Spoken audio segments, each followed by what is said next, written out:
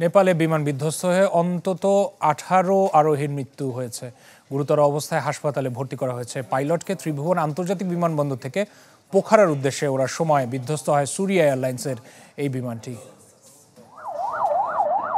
ফের বিমান দুর্ঘটনার সাক্ষী নেপালের ত্রিভুবন আন্তর্জাতিক বিমানবন্দর।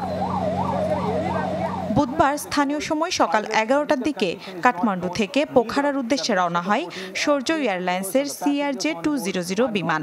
ছিলেন ক্রু, পাইলট ও টেকনিক্যাল স্টাফ সহ মোট 19 আরোহী। উড্ডয়নের সাথে সাথেই রানওয়ের পাশে ছিটকে পড়ে এটি। মুহূর্তেই ধরে যায় আগুন। কালো ধোঁয়ায় আচ্ছন্ন হয়ে যায় বিমানবন্দরের আকাশ।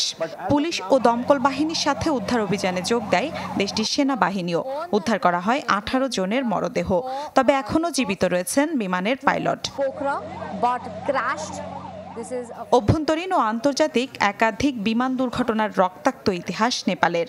এভিয়েশন সেফটি ডেটাবেজের তথ্য মতে গেল 30 বছরে 27টির বেশি মারাত্মক উড়োজাহাজ দুর্ঘটনা ঘটেছে দেশটিতে। ত্রিভুবনই নেপালের একমাত্র আন্তর্জাতিক বিমানবন্দর, যা সমুদ্রপৃষ্ঠ থেকে 1338 মিটার ওপরে। চারপাশে বড় বড় পর্বতমালা থাকায় বিমান ওঠানামায় থাকতে হয় বিশেষ সতর্ক।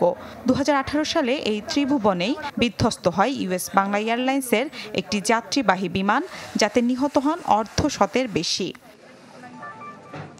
মিলা খন্দকার, চ্যানেল 24।